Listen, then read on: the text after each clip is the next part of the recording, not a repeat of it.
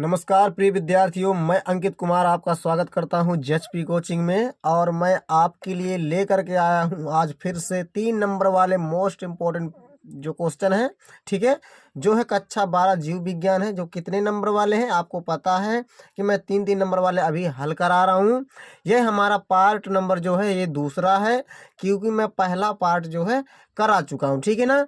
इसके बाद मैं लेकर के आऊँगा आपके लिए और भी ज़्यादा से ज़्यादा इम्पोर्टेंट जो क्वेश्चन जो बचे हैं वो भी मैं लेकर के आऊँगा, ठीक है। बस आप इसी तरह से आप हमारे चैनल में जुड़े रहिएगा, ताकि आप जो है मोस्ट इम्पोर्टेंट पूरे के पूरे क्वेश्चन आप पा सकें, ठीक है। और अपने दोस्तों के साथ भी ये हमारा वीडियो शेयर कर दीजिएगा, ठीक है। अब देख सकते हैं यहाँ पर जो हमारे पास कितने सुंदर सुंदर क्वेश्चन यहाँ पर लिखे हैं। तो देखिए पहला क्वेश्चन क्या कह रहा है, यहाँ पर कह रहा है कि सहज और उपार्जित प्रतिरक्षा में अंतर स्पष्ट कीजिए। आप देख भी सकते हैं, आपके पास क्वेश्चन बैंक होगी, आपके पास बहुत सारी किताबें होंगी, या आपने अनसॉल्व्ड भी हल किया होगा क्योंकि हमने हल कराया है। तो ये क्वेश्चन कितनी बार मिला है आप देख सकते हैं।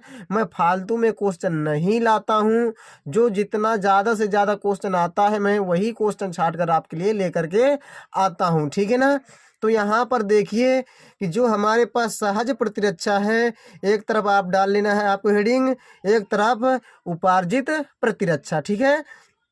इसमें क्या लिखेंगे, देखिए मैं आपको एक एक नाम और बता दे रहा हूँ, क्योंकि इसमें तो नहीं लिखा है, लेकिन मैं आपको बताऊंगा कि जो सहज प्रतिरक्षा है इसे जन्मजात प्रतिरक्षा भी कहते हैं। ये भी आप ध्यान में रखिएगा प्रिय विद्यार्थियों, क्योंकि सहज प्रतिरक्षा शायद ना कहे, यह भी कह सकता है कि जन्मजात प्रतिरक्षा और उपार्जित प्रतिरक्षा में अंतर स्पष्ट कीजिए, ऐसा भी कह सकता है। इसीलिए आपको ध्यान में रखना है कि जो सहज प्रतिरक्षा है उसे जो है जन्मजात प्रतिरक्षा भी कहते हैं, ठीक है। तो देखिए इसका पहला पॉइंट क्या कह रहा है सहज प्रतिरक्षा का, कि यह जन्म के समय से ही पाई जाती है। यानी कि मतलब यह जो प्रतिरक्षा है हमें जन्म से ही हमारे अंदर मौजूद होती है। और जबकि हमारे यहाँ पर क्या बताया गया है कि जो पहला पॉइंट इसका है कि यह प्रतिरक्षा जन्म के बाद उत्पन्न होती है। यह जो हमें प्रतिरक्षा होती है उपार्जित प्रतिरक्षा, ये जन्म के बाद हमें मिलती है, ठीक है ना। ये इसका पहला पॉइंट हो गया। और ये जन्म से ही, ये जन्म के बाद, ये आपको इतना ध्यान में रखना है। दूसरा पॉइंट है इसका है कि यह शरीर की सामान्य प्रतिरक्षा यानी नॉर्मल प्रतिरक्षा होती है। कौन सी? जो हमारी सहज प्रतिरक्षा होती है। ये कैसी होती है? शरीर की सामान्य प्रतिरक्षा होती है, नॉर्मल, ठीक है ना।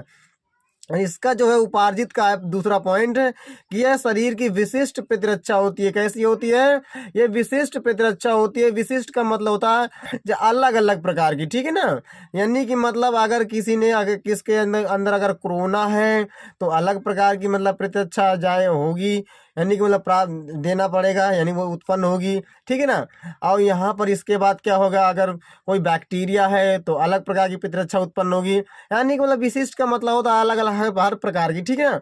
तो किसी में कम होता है क्षमता, यानी मतलब प्रतिजन से लड़ने के लिए, किसी में ज़्यादा क्षमता होती है प्रतिजन से लड़ने के लिए। हर प्रकार के व्यक्ति होते हैं, तो वही उसका मतलब होता है विशिष्ट का मतलब, ठीक है। ये आपको ध्यान में रखना, ये शरीर की विशिष्ट प्रतिरक्षा होती है अलग। अब इसके बाद देखना यहाँ पर तीसरा पॉइंट इसका है कि किसी एंटीजन के शरीर में प्रवेश करते ही, किसी एंटीजन के शरीर में प्रवेश करते ही उन्हें तुरंत नष्ट कर देती है। कौन? जो हमारी सहज प्रतिरक्षा होती है। जैसे ही कोई एंटीजन इंटर करता है शरीर के अंदर तो वो क्या कर देती हैं? वो नष्ट कर देती हैं। कौन सी प्रतिरक्षा? सहज प्रतिरक्षा। हमारे यहाँ पर मैंने एग्जाम्पल भी बता रखा है, जैसे त्वचा होती है, ठीक है ना, और लार होती है, कोशिका होती हैं, वो हमारी होती है सहज प्रतिरक्षा।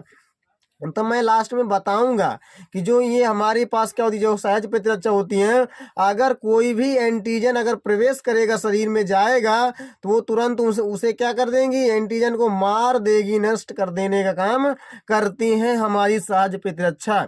जबकि यहाँ पर उपार्जित प्रतिरक्षा में क्या बताया गया तीसरा पॉइंट में, कि किसी एंटीजन के शरीर में प्रवेश करने के बाद, अगर कोई एंटीजन शरीर में प्रवेश करता है तो क्या होगा? उसके बाद प्रवेश करने के बाद अभिज्ञान द्वारा पहचान करके उन्हें क्या किया जाता है, नष्ट कर दिया जाता है। यहाँ पर ये बताया गया है यहाँ पर, ठीक है ना, कि जो उपार्जित प्रतिरक्षा होती है इसमें क्या होता है कि सबसे पहले उसे पहचाना जाएगा, पहचान करके उसे क्या किया जाएगा, नष्ट किया जाता है कि बैक्टीरिया आया है कि वायरस आया है, ठीक है ना, कि कवक है कि फंगस है, पता नहीं कैसा जा सकता है अंदर शरीर में, तो उसे पहचान करके क्या करेंगी, नष्ट कर देंगी, ठीक है ना। यहाँ पर देखिए मैंने यहाँ पर बता रखा है। इसके बाद यहाँ पर क्या बताया है, चौथा पॉइंट है कि यह शरीर की प्रथम सुरक्षा पंक्ति बनाती है। कौन सी, जो हमारी सहज प्रतिरक्षा होती है, ये प्रथम सुरक्षा पंक्ति, जो हमारी प्रथम सुरक्षा पंक्ति होती है। पूछा जाता है कि शरीर की प्रथम सुरक्षा पंक्ति कौन होती है, तो ध्यान में रखना, त्वचा होती है। कौन होती है, त्वचा होती है। ये क्या होता है, एक प्रकार की पंक्ति बनाती है। कौन, सहज प्रतिरक्षा। शरीर की प्रथम पंक्ति कौन होती है, त्वचा होती है, ठीक है। इसमें क्या बताया गया है कि यह पूरक प्रतिरक्षा तंत्र की तरह कार्य करती है। किस तरह, पूरक प्रतिरक्षा की तरह। यानी कि पूरक प्रतिरक्षा का मतलब होता है कि अगर जो हमारी प्रथम वाली, अगर क्या प्रथम वाली सुरक्षा यानी कि पंक्ति वाली अगर कोश, यानी कि मतलब है कि ये वाली अगर सहज प्रतिरक्षा अगर काम नहीं कर रही है सही से, यानी कि मतलब अगर सहज प्रतिरक्षा काम नहीं कर रही है सही से, तो हमारी कौन काम करेंगी, हमारी काम करेंगी उपार्जित प्रतिरक्षा। पूरक का मतलब यही होता है, ठीक है ना। यानी कि मतलब अगर त्वचा सही से काम नहीं कर रही है तो हमें क्या करना पड़ेगा, जो हमें क्या करना पड़ेगा, बाहर से दवा वगैरह लेना पड़ेगा, ठीक है ना।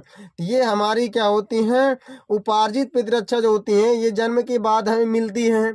तो ये क्या करेंगी, ये उन्हें नष्ट करने का काम करेंगी। अगर ये काम करना बंद कर देंगी पंक्ति प्रतिरक्षा, ठीक है, तो फिर ये क्या करेंगी, ये काम करना चालू करेंगी। पूरक का मतलब यही होता है, ठीक है। यहाँ पर 5वें नंबर में बताया गया है कि उदाहरण में कि त्वचा, लार आदि ये क्या होती हैं, सहज प्रतिरक्षा के उदाहरण होते हैं। जबकि यहाँ पर क्या है, बी एवं टी कोशिका जो होती है, ये किसका उदाहरण है, उपार्जित प्रतिरक्षा का उदाहरण, ठीक है। इसके बाद हम देखते हैं नेक्स्ट क्वेश्चन। देखिए प्रिय विद्यार्थियों, जो दूसरा क्वेश्चन कह रहा है कि इंटरफेरेंस क्या है, प्रतिरक्षी अनुक्रिया में इनका महत्व समझाइए। बहुत ही इंपॉर्टेंट क्वेश्चन है, आप देख सकते हैं कितनी बार ये पूछा गया है, ठीक है।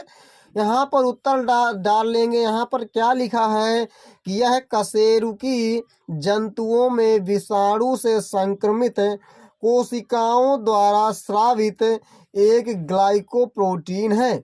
क्या है ये, ग्लाइकोप्रोटीन पदार्थ है। ध्यान में रखना, ये जो इंटरफेरॉन्स होती है, ये कशेरुकी जंतुओं में, कशेरुकी जंतुओं में विषाणु से संक्रमित कोशिकाओं द्वारा, विषाणु से संक्रमित कोशिकाओं द्वारा क्या होता है, स्रावित एक ग्लाइकोप्रोटीन पदार्थ है, जो इन कोशिकाओं को विषाणु से संक्रमण के विरुद्ध क्या करती हैं, सुरक्षा प्रदान करते हैं। ये भी ध्यान में रखना है। कौन, इंटरफेरेंस प्रोटीन है। जैसे कोई विषाणु हमारे शरीर में जाता है, कोशिकाओं अगर संक्रमित करने लगता है कोशिकाओं को, ठीक है ना, तो ये हमारी क्या होती हैं, जो हमारे अंदर कोशिकाएं पाई जाती हैं अन्य प्रकार की, वो क्या करेंगी, विषाणु को मारने का काम करती हैं, ठीक है। तो देखिए यहाँ पर जो इंटरफेरेंस है वो कशेरुकी जंतु जैसे हम, ठीक है ना, यानी कि मतलब जिनमें रीढ़ की हड्डी पाई जाती है। तो देखिए यह कशेरुकी जंतुओं में विषाणु से संक्रमित कोशिकाओं द्वारा, यानी कि मतलब जो कशेरुकी जंतु हैं, कशेरुकी जंतु जैसे हम हो गए, कशेरुकी जंतुओं में विषाणु से संक्रमित, विषाणु से यानी वायरस से संक्रमित कोशिकाओं द्वारा, जो वायरस से संक्रमित है कोशिकाएं हमारे अंदर की, जो कोशिकाएं हैं वो किससे संक्रमित हो, अगर मान लो कि वायरस से संक्रमित हैं, तो उन्हीं वायरस से संक्रमित कोशिकाओं से स्रावित एक ग्लाइकोप्रोटीन पदार्थ है, स्रावित एक ग्लाइकोप्रोटीन पदार्थ है। कौन, ये जो होता है इंटरफेरॉन्स, यह जो होता है ये कहाँ से निकलता है, जहाँ पर हमारा जिस जिस कोशिकाओं पर कौन संक्रमण फैला दिया है, जिस कोशिकाओं पर हमारे वायरस अटैक किए हैं, यानी कि मतलब विषाणु से संक्रमित कोशिकाएं, ठीक है। तो जिन कोशिकाओं में क्या है, विषाणु हैं, संक्रमित कोशिकाओं से क्या निकलेगा? निकलेगा स्रावित ग्लाइकोप्रोटीन पदार्थ एक। तो ग्लाइकोप्रोटीन पदार्थ है, कौन है? यह एक ग्लाइकोप्रोटीन पदार्थ है, इंटरफेरॉन्स, निकलती है इन कोशिकाओं से, ठीक है, जो इन कोशिकाओं को विषाणु से क्या करेगी? विषाणु से संक्रमण के विरुद्ध सुरक्षा प्रदान करेंगी। जब ये निकलती हैं, जब ये पदार्थ निकलता है इन्हीं कोशिकाओं से, संक्रमित कोशिकाओं से, ये निकलेगा संक्रमित कोशिकाओं से, जो विषाणु से संक्रमित कोशिकाएं हैं उनसे निकलेगा ये ग्लाइकोप्रोटीन, और क्या करेगा? इन विषाणुओं को मारने का काम करेगा, ठीक है ना। यही बताया गया है यहाँ पर। इसके महत्व के बारे में जानेंगे। पहला है कि कैंसर युक्त कोशिकाओं के गुणन को रोकते हैं। क्या करते हैं? ये जो होते हैं इंटरफेरॉन्स प्रोटीन, ये कैंसर युक्त कोशिकाओं के गुणन को रोकते हैं, उनकी वृद्धि को। गुणन का मतलब उनकी वृद्धि को, यानी 1 से 2, 2 से 4 बिल्कुल नहीं होंगी, वृद्धि बिल्कुल ही नहीं उनमें हो सकती है, क्योंकि ये रोकने का काम करती हैं, ठीक है ना। कैंसर कोशिकाओं को देखिए यहाँ पर कैंसर युक्त जो कोशिकाएं उनके गुणन को रोकने का काम करेंगी, ठीक है ना, बढ़ने नहीं देंगी, उनकी संख्या में वृद्धि नहीं होगी। और दूसरा पॉइंट है, यह प्रत्यक्ष रूप से प्रतिरक्षी तंत्र को भी क्या करते हैं? प्रभावित करते हैं, ठीक है ना। जो प्रतिरक्षी तंत्र है उनको भी क्या करते हैं? ये प्रभावित करते हैं, उनको भी सुरक्षा करेंगी। इसके बाद क्या है? तीसरा है कि ब्रेस्ट कैंसर के उपचार में म्यूकोसाइटिस इंटरफेरॉन का उपयोग किया जाता है। जो ब्रेस्ट कैंसर होता है यानी स्तन कैंसर के उपचार में किसका? म्यूकोसाइटिस आपको बहुत ध्यान में रखना, ये बहुत ही इंपॉर्टेंट है आपके लिए। यानी ब्रेस्ट कैंसर के उपचार में, यानी स्तन कैंसर के उपचार में म्यूकोसाइटिस इंटरफेरॉन का उपयोग किया जाता है। इसका उपयोग किया जाता है, ध्यान में रखना है, ठीक है। इसके बाद है यहाँ पर चौथा पॉइंट है, तीसरा हो गया ना, चौथा पॉइंट है कि गाटर मेन के अनुसार रीनल कार्सिनोमा का उपचार गामा इंटरफेरॉन के द्वारा संभव है। यानी कि मतलब यहाँ पर क्या बताया गया है कि जो हमारे गाटरमैन थे ना, गाटरमैन एक नाम है वैज्ञानिक का, गाटरमैन के अनुसार क्या बताया गया है कि रीनल कार्सिनोमा का उपचार जो है, रीनल कार्सिनोमा एक प्रकार कैंसर होता है, ठीक है। रीनल कार्सिनोमा का उपचार जो है गामा इंटरफेरॉन, किसके द्वारा? गामा इंटरफेरॉन के द्वारा ही संभव है, ये बताया गया है यहाँ पर, ठीक है ना। कार्सिनोमा कैंसर आपने पढ़ा भी होगा। यहाँ पर देखिए, इसके बाद ये पॉइंट आपके लिए बहुत ही मोस्ट इम्पोर्टेंट है, इसीलिए मैं अलग से लेकर के आया हूँ इसे। देखिए यहाँ पर क्या बताया गया इसमें पॉइंट में कि इंटरफेरॉन्स का उपयोग जो है संक्रमित कोशिकाओं द्वारा अन्य स्वस्थ कोशिकाओं को बचाने हेतु भी किया जाता है, ठीक है। इनका उपयोग इंटरफेरॉन्स का, जिससे वे सूचना ग्रहण करके अपना बचाव क्या हो सके, कर सके वो, ठीक है ना। इनका उपयोग जो है बहुत ही ज्यादा महत्वपूर्ण है इंटरफेरॉन्स का। इसके बाद हम देखते हैं नेक्स्ट क्वेश्चन। देखिए तीसरा क्वेश्चन कह रहा है कि वाहित मल से आप क्या समझते हैं? वाहित मल हमारे लिए किस प्रकार से हानिप्रद है? ठीक है, यही कह रहा है ना। ये इंपॉर्टेंट क्वेश्चन बहुत ज़्यादा है, इसे आपको तो बिल्कुल ही अच्छी तरीके से याद करके ही जाना है। पहली बार तो इसे याद नहीं किया जाता, अपनी भाषा में पढ़ा जाता है कि वाहित मल, इससे हानि क्या होगी, ला, ठीक है ना। तो देखिए यहाँ पर उत्तर में लिखा गया है कि वाहित मल नगर पालिका का व्यर्थ जल है। क्या है? नगर पालिका का व्यर्थ, यानी खराब वाटर होता है ये, ठीक है ना। आपने देखा भी होगा आपके आसपास जो पानी भरा होता है खराब, वही क्या होता है? व्यर्थ जल होता है हमारा खराब, ठीक है ना, जिसे हम पीने योग्य नहीं होता जो, ठीक है, ना तो जानवर के पीने योग्य ना तो इंसान के, ठीक है, जिसमें अपशिष्ट पदार्थ जैसे मलमूत्र, कूड़ा करकट व अन्य ठोस पदार्थ मिले होते हैं। ये जो हमारे पास व्यर्थ जल होता है उसमें अनेक प्रकार के मल मूत्र, कूड़ा करकट, बहुत सारे तमाम प्रकार के अपशिष्ट पदार्थ पड़े होते हैं, ठीक है ना। ये बताया गया है। वाहित मल हमारे जल स्रोतों में पहुंचकर उन्हें प्रदूषित करते हैं। वो क्या करते हैं? जो वाहित मल होता है हमारे जल स्रोत में जब पहुंचता है, जैसे नदी, ठीक है ना, और क्या होता है, तालाब, झील, समुद्र, वहां पहुंच करके उन्हें क्या करते हैं? प्रदूषित करते हैं। यहाँ पर यह भी ध्यान में रखना है, ये जब पहुँचेगा जल स्रोत में, पहुँच करके उन्हें भी क्या कर देंगे, प्रदूषित कर देंगे। ठीक है, उस प्रदूषित जल के उपयोग से मनुष्य सहित या अन्य जंतुओं में कई तरह के रोग उत्पन्न होते हैं। जहाँ पर ये वाहित मल जाएगा, जिसे हम पीते हैं पानी को, अगर उसमें मिल जाएगा तो हमें क्या होगा, हम जो हो जाएंगे रोग का शिकार। ठीक है, देखिए यहाँ पर बताया गया उपयोग जब हम उसका करेंगे, वही प्रदूषित जल, क्योंकि उसमें जाकर वाहित मल मिल जाएगा जिसे हम पी रहे थे, अगर उसमें वाहित मल मिल जाएगा तो वो प्रदूषित हो जाएगा। अगर प्रदूषित हो जाएगा तो अगर हम उसका उपयोग करेंगे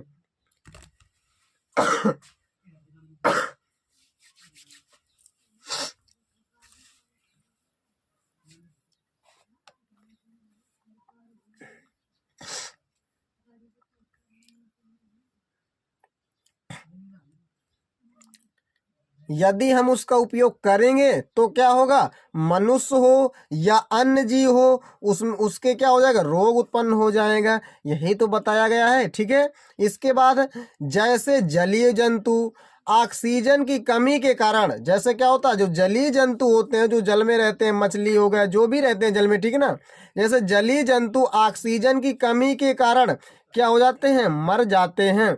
जब वहाँ पर वाहित मल पहुँच जाएगा, और वाहित मल अगर मालूम नदिया में पहुँच गया या कहीं भी पहुँच गया, तालाब में पहुँच गया जहाँ पर अच्छा पानी भरा हुआ है, तो वहाँ पर क्या होगा, वाहित मल जब पहुँचता है तो वाहित मल में अपशिष्ट पदार्थ होते हैं जो क्या करते हैं, ऑक्सीजन के लेवल को कम कर देते हैं। यानी ऑक्सीजन की वहाँ पर फिर क्या हो जाएगी, कमी हो जाएगी। ठीक है ना, अगर वाहित मल जहाँ पहुँच जाता है तो अगर ऑक्सीजन की कमी हो जाएगी जहाँ पर भी, तो क्या होगा, वहाँ पर जीव मरने लगेंगे। ठीक है ना, जो भी जलीय जंतु होते हैं, क्योंकि क्यों मरने लगेंगे, क्योंकि ऑक्सीजन कम हो गया है। ऑक्सीजन कम क्यों हो गया है, क्योंकि उसमें वाहित मल मिल गया है। ठीक है, तो इसके बाद है क्योंकि वाहित मल में अपशिष्ट पदार्थ के कारण ऑक्सीजन की क्या होने लगती है, कमी होने लगती है। ठीक है, ये यहाँ पर बताया गया है। इसके बाद क्या बताया गया है कि ऐसे ही जो जानवर उस पानी को पिएगा उसको भी क्या होगा, बहुत सी बीमारियां हो जाएंगी। यह भी देखिए यहाँ पर कितना सरल भाषा में लिखा गया है। यदि मनुष्य भी उस जल का उपयोग करेगा तो भी वह क्या हो जाए, प्रभावित होगा। ठीक है ना, वह भी बीमार हो जाएगा, उसे भी भुगतना पड़ेगा काफ़ी अंजाम। इसके बाद हम देखते हैं नेक्स्ट क्वेश्चन।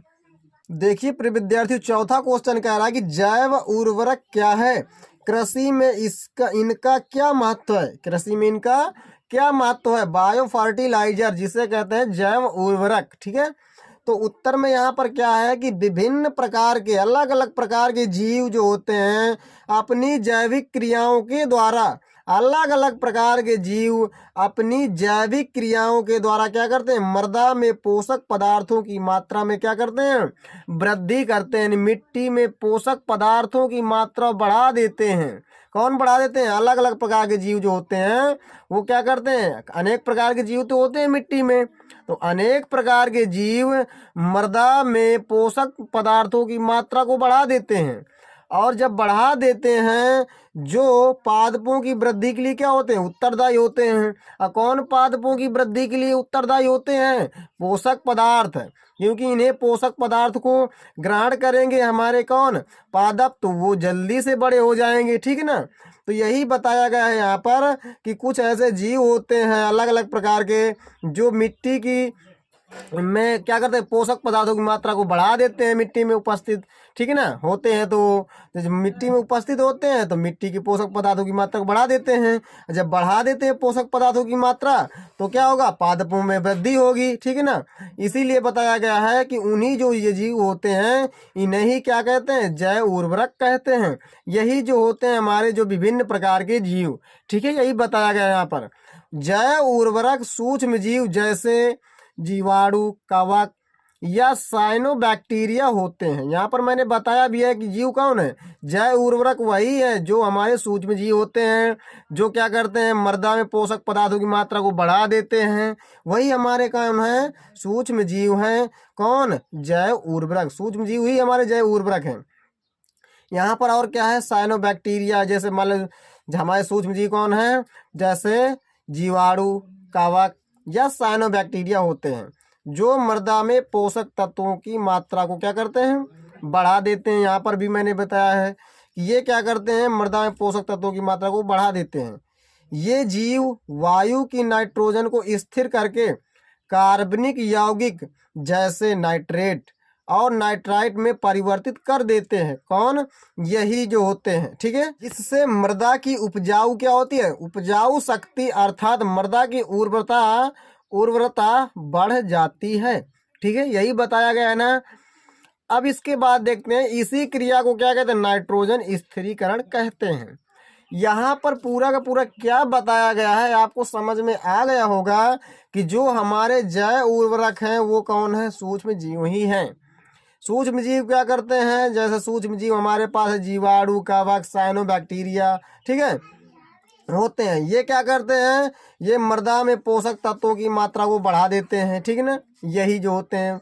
इसके बाद ये जीव वायु की नाइट्रोजन, वायु में नाइट्रोजन तो है ये 78%, वायु की नाइट्रोजन को स्थिर करके क्या करते हैं, कार्बनिक यौगिक जैसे नाइट्रेट, नाइट्राइट, नाइट्रेट का मतलब आपने केमिस्ट्री पढ़ा होगा NO3, नाइट्राइट NO2 में क्या करते हैं, परिवर्तित कर देते हैं, ठीक है ना। इसके बाद ये क्या करते हैं, परिवर्तित कर देते हैं, जिससे क्या होता है, मृदा की उपजाऊ शक्ति बढ़ जाती है।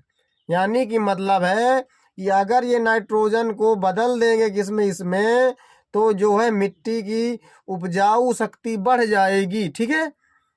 इसके बाद क्या आ गया, इसी क्रिया को कहते हैं नाइट्रोजन स्थिरीकरण। जैसे हमारे पास है उदाहरण में राइजोबियम, यह एक प्रकार का जीवाणु जो होता है राइजोबियम, जो क्या कहाँ पाया जाता है, जड़ों में पाया जाता है, पौधे की जड़ों में। यह भी ध्यान में रखना है कि राइजोबियम नामक जीवाणु कहाँ पाया जाता है, पौधों की जड़ों में, जो गांठें होती है ना जड़ों में, वहीं पर होता है ये। एनाबीना, यह भी एक जीवाणु है, एनाबीना, आदि और भी होते हैं, लेकिन आपके लिए दो ही बहुत है उदाहरण के लिए, ठीक है। इसके बाद हम देखते हैं नेक्स्ट क्वेश्चन। देखिए प्रिय विद्यार्थियों, 5वां क्वेश्चन कह रहा है कि प्रतिबंधन एंजाइम क्या है, इनके कार्य लिखिए। बस इतना ही क्वेश्चन कह रहा है। तो देखिए उत्तर डालने इसमें लिखना है, वह एंजाइम जो DNA से मैथिल समूह को क्या करता है, काटता है, उसे ही क्या कहते हैं, प्रतिबंधन एंजाइम कहते हैं। यानी कि मतलब ऐसा एंजाइम जो DNA से मेथिल समूह को काटने का काम करे, वही हमारा होता है प्रतिबंधन एंजाइम। ये कितने प्रकार के होते हैं, ये 2 प्रकार के होते हैं। पहला है हमारे पास एक्सोन्यूक्लियेज एंजाइम, दूसरा है एंडोन्यूक्लियेज एंजाइम। इसके बाद कार भी पूछा गया है तो हम कार लिख देंगे। इसका काम क्या है, इसका काम है, इसका यानी कि मतलब एक्सोन्यूक्लियेज एंजाइम DNA को सिरों पर काटने का काम करते हैं, ये इसका काम हो गया, ठीक है। इसके बाद एंडोन्यूक्लियस का काम क्या होता है, एंडोन्यूक्लियस एंजाइम DNA को मध्य से काटने का काम करते हैं, ठीक है। तो इसके हो गए कार। अब आप अगर सोचेंगे स्टूडेंट कि क्या है, इतने में आपको 3 नंबर मिल जाएंगे, तो आप ही सोचिए कि सबसे पहले आपसे पूछा गया प्रतिबंधन एंजाइम, तो आप इसके बारे में लिख देंगे कि भाई इसे प्रतिबंधन एंजाइम कहते हैं, ये 2 प्रकार के होते हैं, इतने में आपको 1 नंबर मिलेगा। फिर क्या पूछा गया है, इनके कार्य, ये होते ही कितने हैं, ये एंजाइम 2 ही प्रकार के होते हैं, इनका कार्य ही क्या है, इसका कार्य हो गया भैया सिरे से काटने का काम है, इसका है बीच से काटने का काम। तो क्या आप और भी बढ़ाकर लिखेंगे, बिल्कुल नहीं लिखेंगे, जितना आंसर है बस आपको उतना ही करके आना है, भले ही क्वेश्चन कैसे भी हो, ठीक है। क्योंकि जितना कह रहा है आप उतना ही करेंगे, इसका वर्गीकरण थोड़ा ना कर देंगे। इसके बाद हम देखेंगे नेक्स्ट क्वेश्चन। देखिए प्रिय विद्यार्थियों, इसमें क्या कह रहा है, 6वें नंबर का हमारा क्वेश्चन है 6वां, कि मानव कल्याण में सूक्ष्म जीवों की भूमिका पर एक निबंध लिखिए, यही कह रहा है ना। तो देखिए यहाँ पर हमें क्या करना है, निबंध लिखना है। तो यहाँ पर उत्तर डाल लेना, इसमें लिखना है कि सूक्ष्म जीवों का प्रयोग औद्योगिक उत्पाद, जैसे हमारे पास औद्योगिक उत्पाद कौन सा है, लैक्टिक अम्ल, एसिटिक अम्ल, ठीक है ना, तथा अल्कोहल उत्पन्न करने में किया जाता है। किनका, जो सूक्ष्म जीव है इनका उपयोग किया जाता है ये उत्पाद प्राप्त करने में, ठीक है। इसके बाद प्रतिजैविक जैसे पेनिसिलिन का उत्पादन लाभप्रद सूक्ष्म जीवों द्वारा किया जाता है। यह भी ध्यान में रखना, जो पेनिसिलिन है ना, इसका भी उत्पादन जो है प्रतिजैविक जैसे कौन सा है, पेनिसिलिन, इसका उत्पादन लाभप्रद सूक्ष्म जीवों द्वारा किया जाता है। ठीक है। प्रतिजैविक जैसे हमारे पास संक्रमण रोग, प्रतिजैविक संक्रमण रोग जैसे डिप्थीरिया, काली खांसी, ठीक है, तथा निमोनिया की रोकथाम में महत्वपूर्ण भूमिका निभाते हैं। यानी सूक्ष्म जीव से हम क्या बनाते हैं, पेनिसिलिन, और ये पेनिसिलिन काम क्या करता है, इनसे हमें छुटकारा दिलाता है। ठीक है, यह ध्यान में रखना है। बहुत से सूक्ष्म जीव मनुष्यों के लिए अत्यंत ही लाभप्रद होते हैं, लाभदायक होते हैं, यह भी ध्यान में रखना है। जो सूक्ष्म जीव बहुत से जो होते हैं वो लाभदायक होते हैं हमारे लिए। इसके बाद और आगे देखते हैं, हम प्रतिदिन सूक्ष्म जीवों तथा सूक्ष्म जीवों से उत्पन्न उत्पादों का प्रयोग करते हैं, यह भी आपको ध्यान में रखना है। लैक्टिक एसिड जीवाणु जो होता है दूध में वृद्धि करते हैं। जो लैक्टिक एसिड जीवाणु होते हैं, लैक्टिक एसिड जीवाणु दूध में वृद्धि करते हैं, जिससे वह दही में बदल जाता है। जो लैक्टिक एसिड होता है ये कहाँ बदल जाता है, किसमें, दही में बदल जाता है, ये बताया गया है। क्योंकि क्या होता है हमारे पास, ये जो सूक्ष्म जीव होते हैं ये कहाँ पर, दूध में वृद्धि करते हैं। दूध में कौन सा एंजाइम पाया जाता है, यानी सॉरी एंजाइम नहीं, दूध में कौन सा अम्ल पाया जाता है, लैक्टिक एसिड पाया जाता है। और लैक्टिक एसिड पाया जाता है, इसके बाद ये दूध किस में बदल जाएगा, दही में बदल जाएगा। तो हम प्रतिदिन सूक्ष्म जीवों तथा सूक्ष्म जीव से उत्पन्न उत्पादों का प्रयोग करते हैं, सच में करते हैं। और लैक्टिक एसिड जीवाणु दूध में वृद्धि करते हैं। जीवाणु क्या करते हैं, दूध में वृद्धि करते हैं, क्योंकि उसमें लैक्टिक एसिड पाया जाता है, जिससे वह दही में बदल जाता है, दूध। ठीक है। ब्रेड बनाने में प्रयुक्त गीले गूथे आटे का किण्वन सेकेरोमाइसिन सेरीविसी नामक ईस्ट से किया जाता है। आप याद नहीं रख सकते तो कोई दिक्कत नहीं, आप ईस्ट जरूर याद रख लेना, क्योंकि ईस्ट का उपयोग किया जाता है। ठीक है, क्या बनाने में जो है ब्रेड वगैरह। ठीक है। इसके बाद क्या है, यहाँ पर बताया गया है कि कुछ पकवान जैसे इडली तथा डोसा ऐसे गीले आटे से बनाए जाते हैं, जिन्हें सूक्ष्म जीवियों द्वारा किण्वित किया जाता है, फर्मेंटेशन किया जाता है। ठीक है। इसके बाद क्या क्या बताया गया है कि जीवाणु तथा कवकों का प्रयोग चीज क्या है, पनीर को एक विशेष बनावट, स्वाद तथा सुगंध देने के लिए किया जाता है। सूक्ष्म जीवों का प्रयोग औद्योगिक उत्पाद जैसे हमारे पास लैक्टिक एसिड, एसिटिक एसिड तथा अल्कोहल उत्पन्न करने में भी किया जाता है। ठीक है, ये पूरा का पूरा साधारण भाषा में लिखा हुआ है, आप याद कर सकते हैं आराम से। ठीक है, इसके बाद हम मिलेंगे नेक्स्ट वीडियो में। चलते हैं, नमस्कार, जय हिंद, वंदे मातरम।